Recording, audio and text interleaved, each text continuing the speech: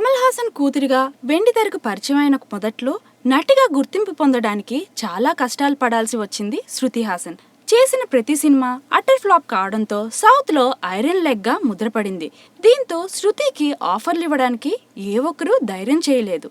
ఇలాంటి టైంలో power star Pawan Kalyan పక్కన చేసిన గబ్బర్ సింగ్ తో ఆమె సుడి తిరిగింది. అప్పటి నుంచి తెలుగు, తమిళ్, హిందీ భాషల్లో బిజీ అయ్యింది. అలాగే పవన్ అంటే మంచి అభిమానం ఏర్పడింది. ఇప్పుడు ఇద్దరూ కలిసి కాటమరాయుడు చేస్తుండటంతో ఆ స్నేహం మరింత బిగుసుకుపోయింది. సాధారణంగా స్నేహానికి ప్రాణమిచ్చే పవన్ తన మిత్రులకు ఎలాంటి కష్టం వచ్చినా సాయం చేయడానికి ముందుంటారు.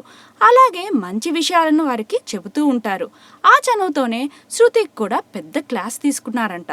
మాటల సందర్భంలో తాను సౌత్ పై ఫోకస్ తగ్గించి బాలీవుడ్ మూవీస్ చేస్తానని పవన్తో చెప్పిందట శృతి.